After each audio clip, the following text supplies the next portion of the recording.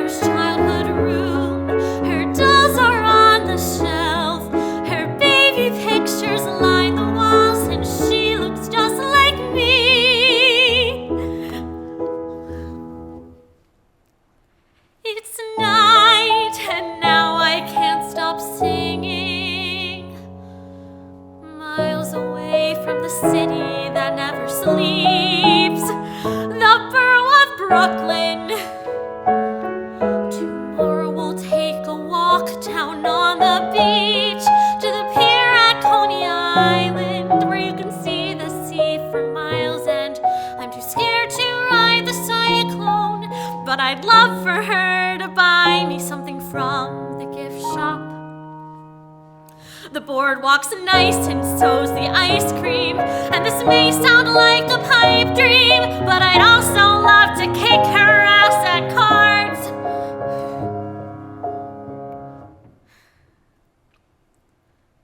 It's night and still I just keep thinking about how much better tomorrow's gonna be.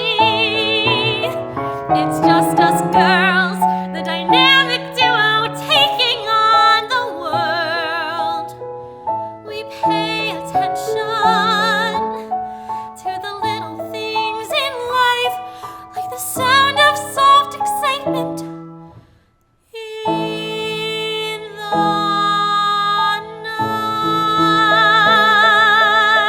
night.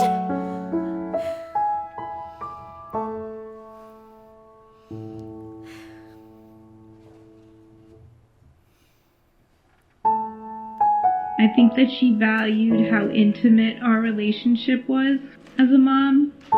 Being a part of our lives was the most important thing to her. She lived through all of us, and not from a selfish point of view, from more of a giving point of view.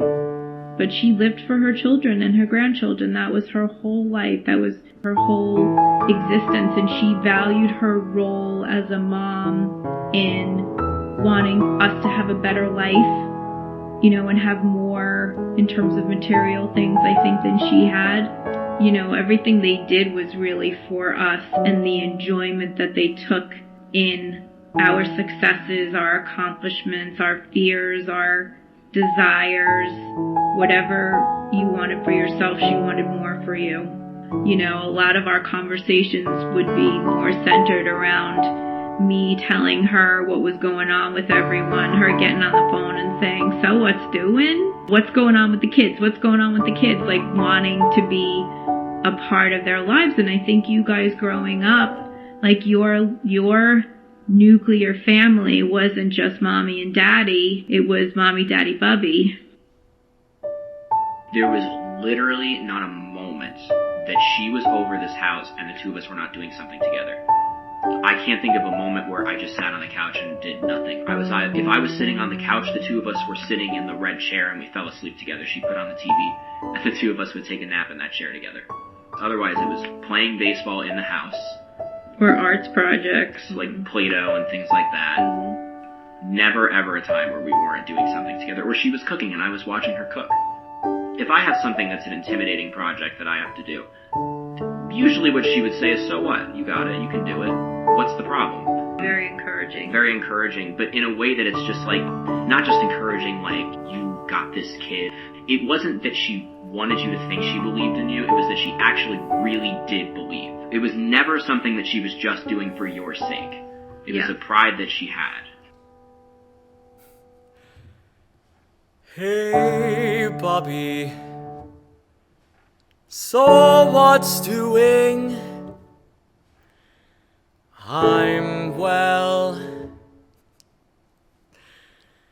It is 70 and sunny, and I'm walking down the street in that shirt that you bought me for Hanukkah.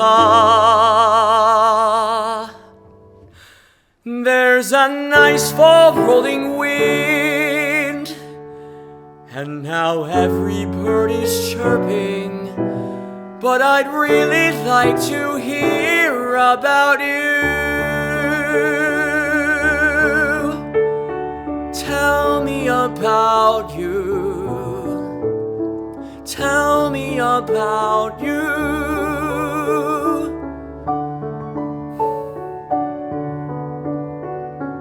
Fine, I'll tell you about me. This girl I met, she's beautiful and kind. And before you ask, yes, she's Jewish. We went out last weekend and shared a bowl of noodles. I forgot how nice romance could be. I can't wait for her to meet you. You will love her, I know I do. There's so much we'll all do together. My life just keeps getting better. But tell me about you. Tell me about you.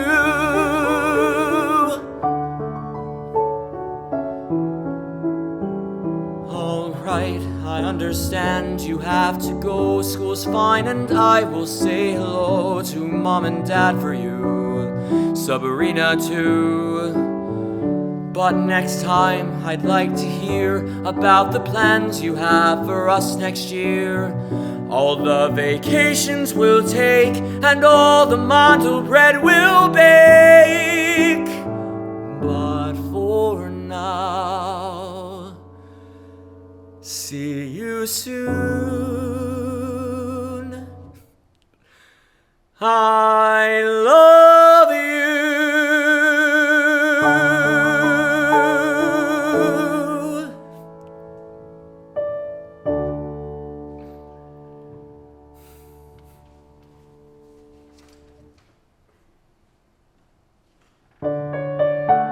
I think the hardest thing I ever laughed at is something that's on video, which is when you were a couple months old and you were having your stomach issues. She was holding you. You were no more than 2 feet long, if that. Mm-hmm. And she was singing Babyface, and you were crying, screaming like a banshee. You were beyond upset, and you were just whimpering, and she just sung it with gusto, and it was very obvious that she was trying to cheer you up, and she was undeterred by the fact that you were not getting cheered up. The whole situation was just so comical to me, and I'm sitting in my seat, and I'm slumped over the chair, and I'm crying, and it is on video.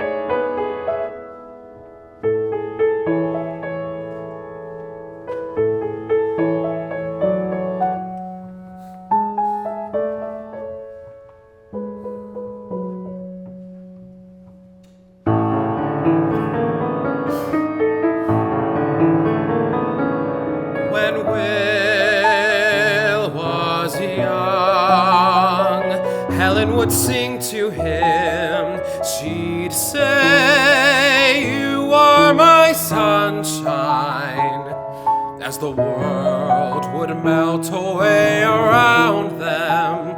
And even as he cried because he was hungry, or because of his diaper,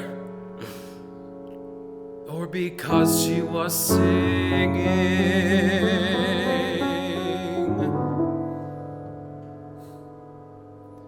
her eyes filled up with love.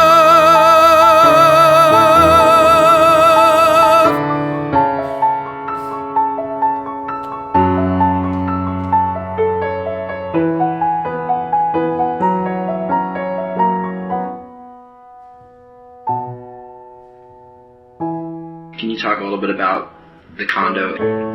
I was 16 when they started looking. I was 17 when they finally bought. And I really feel like it added years to my dad's life.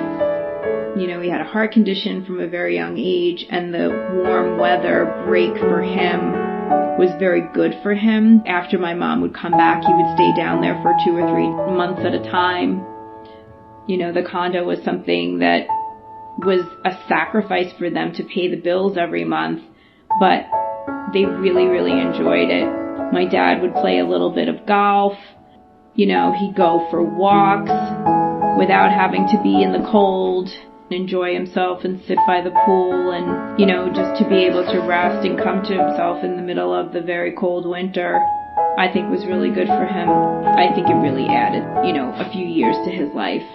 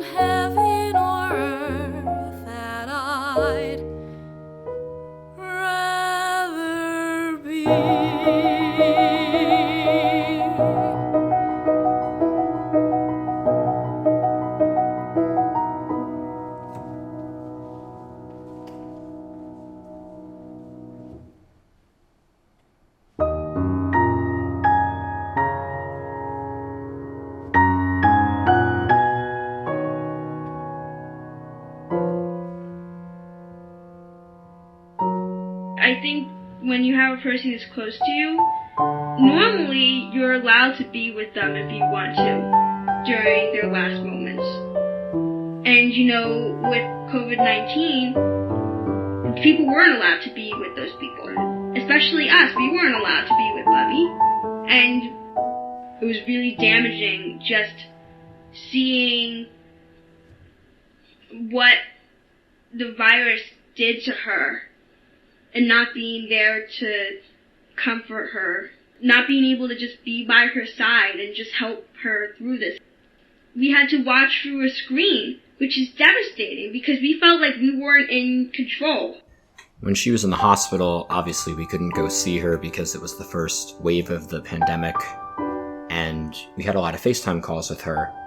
The one thing that the doctors would always tell us is that they were squeezing her hand for us, and that even though we couldn't be there, we still had this kind of physical touch with her through them that was really important during this time.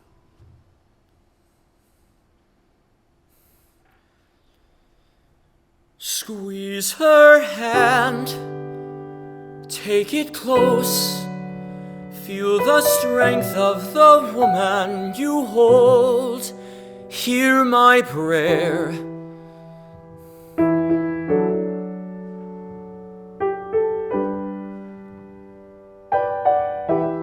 Squeeze her hand, so she knows there's no limits to love or to hope, not to peace, not to prayer, or to passion or care. Squeeze her hand.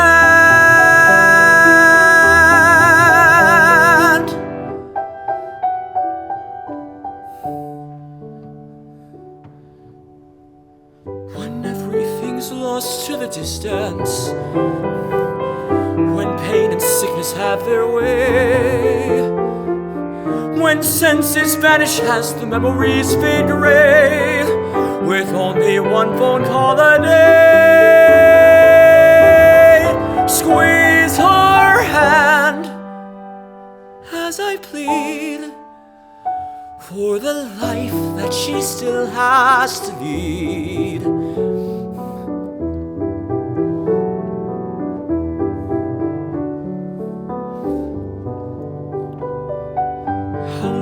Stories stand through time before the details will end blur.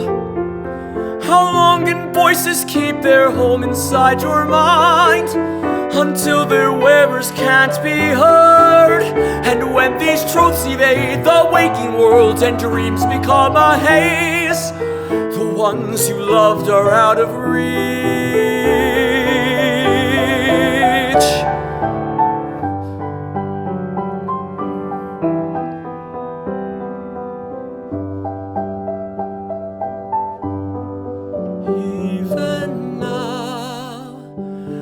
It's weak, I can still feel her here as I speak.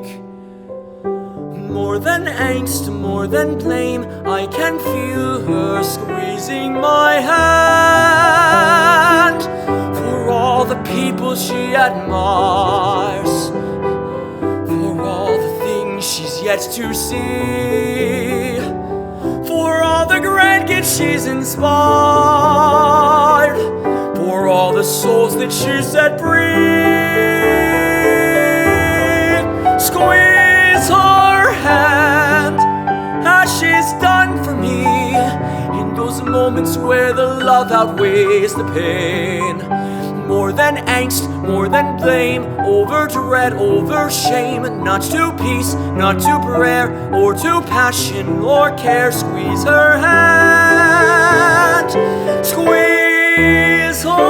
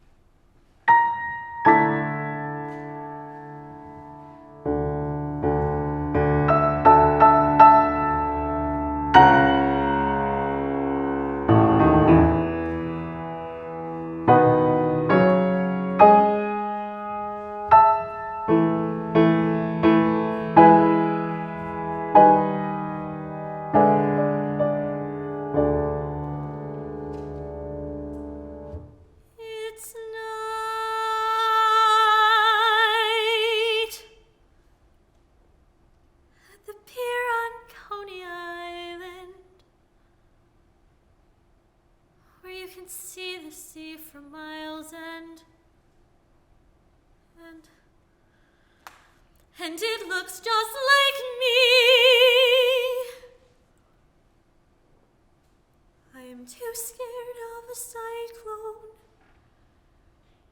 It's night and everything is quiet. We're taking a walk down on the beach, miles away from the city that never sleeps. Where is my mother's childhood room?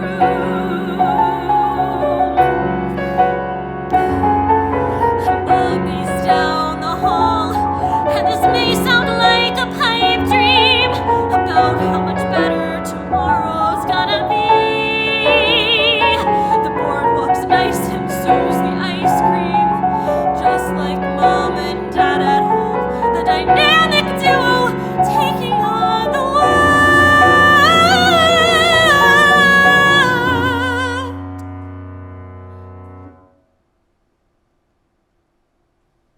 It's night.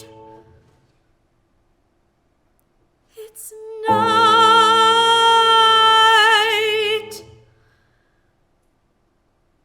It's night.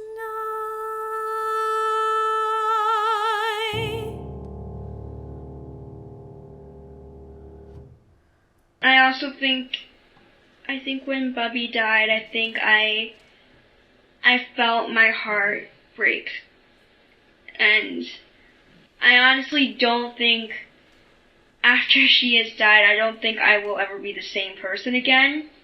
But I do feel like, I think maybe I have grown in some ways in that I think I am able to better empathize and connect with people on an emotional level, which I didn't maybe have before because I didn't have those profound experiences that shape a person.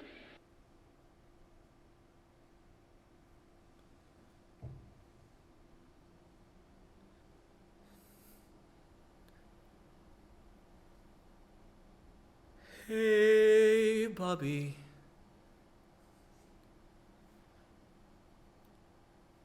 Hey, Bubbe.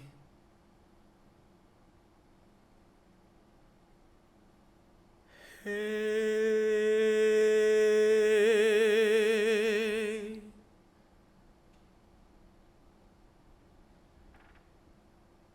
I understand you had to go. I want what's best for you, you know, all of us really do. But I still have so much to say. I can't let things just end this way. You spent so much time hearing about all the ways I grew. But what I wouldn't give just to hear,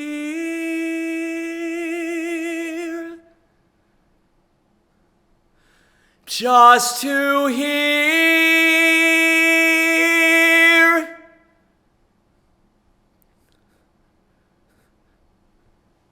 about you.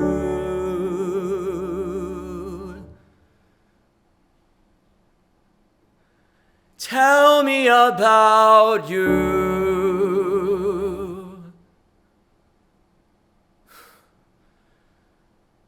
Tell me about you.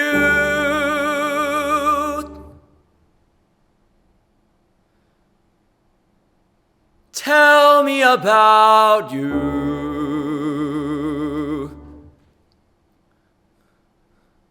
Tell me about you.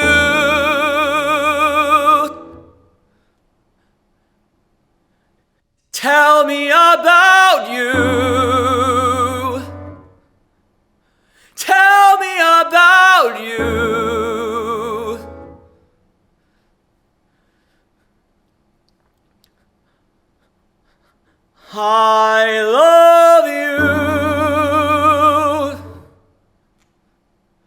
I love you.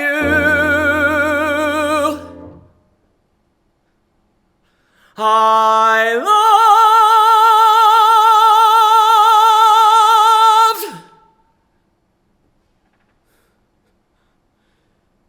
you.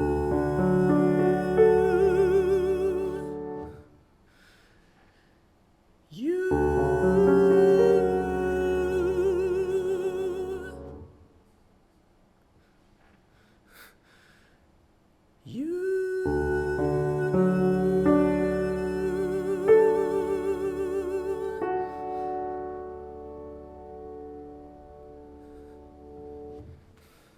As much as, everyone is there for me, my grief is very solitary. Because if I let myself feel it all the time, I wouldn't be able to function. So I tend to compartmentalize so that I can go on with my everyday. And then there are times that I let myself feel it more when I'm alone so that I don't upset everybody around me. I think that you just have to feel whatever you're going to feel. And there's nothing that can make you feel better sometimes. I think Mom does it on her own because you feel less burdened when you're grieving on your own versus when you're trying to protect your kids a little bit. So you know your kids are upset when they see you upset. If you're grieving, you want to protect them from seeing you grieving, so you tend to do it on your own. I find that my grieving is more effective in solitude. The shared grief that we have is a different experience for me.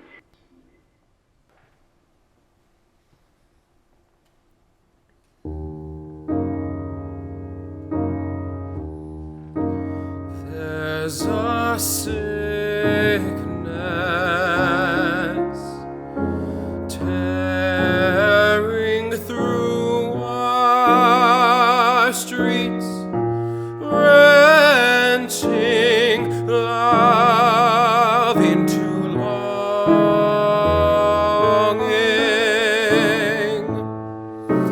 and even the air seems to keep us away.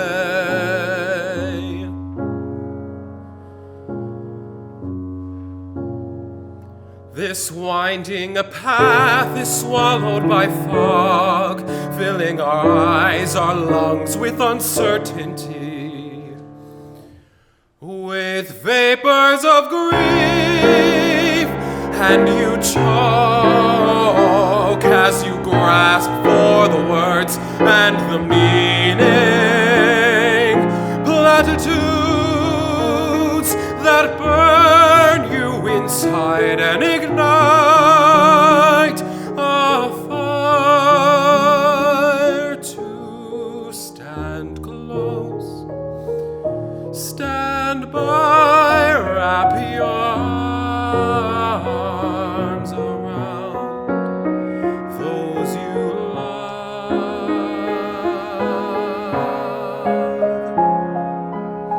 Soak up their tears, their angst, the prayers they send above. Stand close, stand by, though you watch from afar through hopeless distances that turn dreams to fumes dissolving in air. But we just keep talking, take things day by day by day, beside my family. And when I look at my family,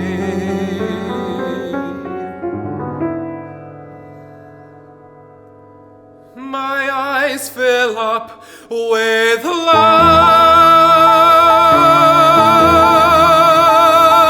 Stand close, stand by, look upon your legacy with care.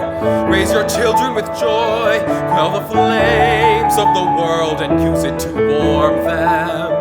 And at night, when everything is quiet, will fill the silence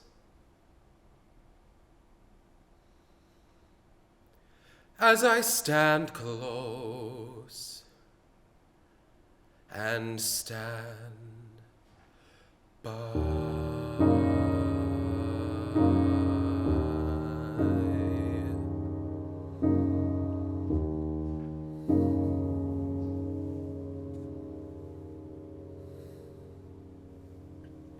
What do you think are the most important things to carry on about her legacy? There's a lot of them. It's to never stop talking, to hold your family close, to just treasure every moment that you have with your kids and your grandchildren, to make sure that you celebrate all the good things, to take care of each other, to make sure that you have that time set aside for each other and you don't let too much time go by before you make that time to spend with each other, to make those special memories, those heart pictures, and to remember that she's still there, wanting everything that you want for yourself for you, even if she doesn't get to tell you that anymore.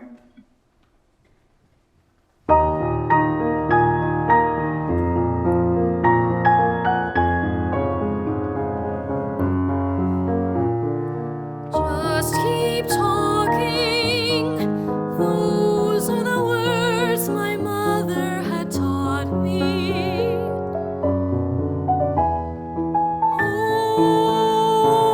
Hold your family close. Treasure every moment you have with your kids and your grandkids.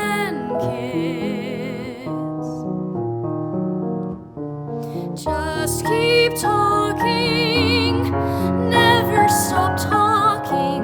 Life is too short for grudges and silence. I mean, she would be very honest and blunt with you about what she thinks.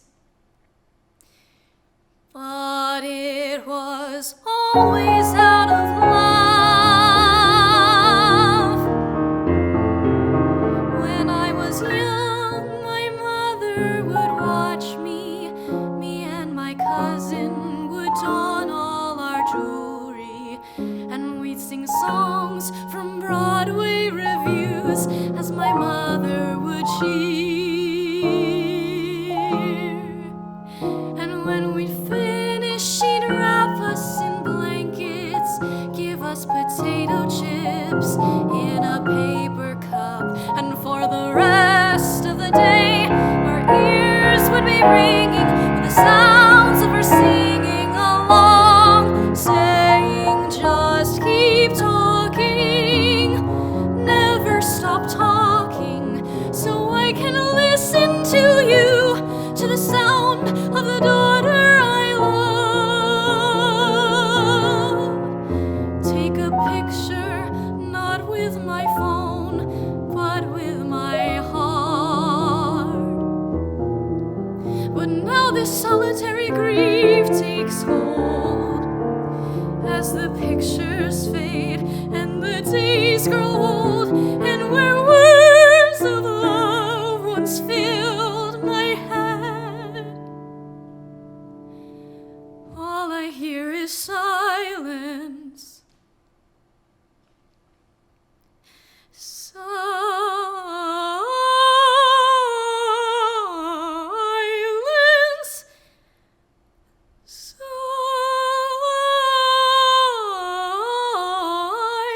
Silence.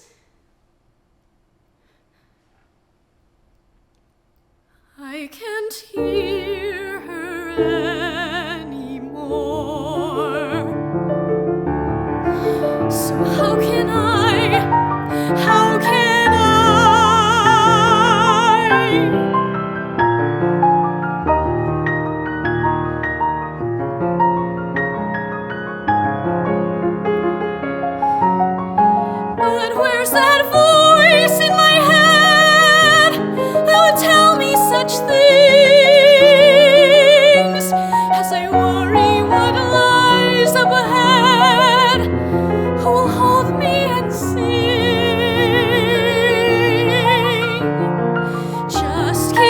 talking.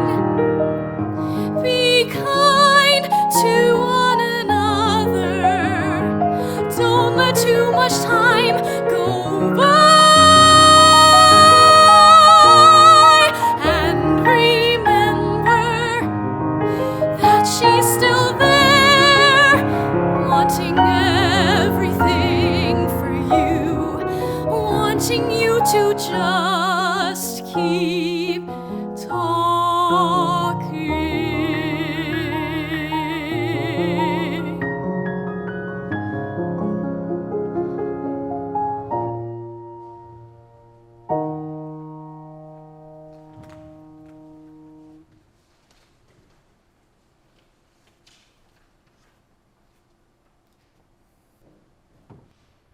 When there are stories, there is light,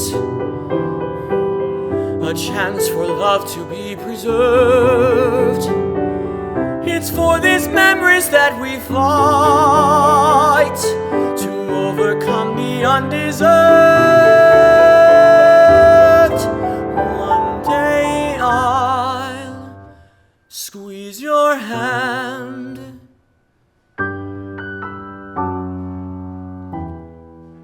Until then I will still understand. Though you are far away, all your legends remain. Squeeze my hand, squeeze my hand, squeeze my hand. Squeeze her hand, squeeze her hand. Stand not to peace, not to prayer, or to passion, or care. Squeeze her hand, squeeze her hand. Strike my eyes, the victory is my prayer. Squeeze her hand, squeeze her hand.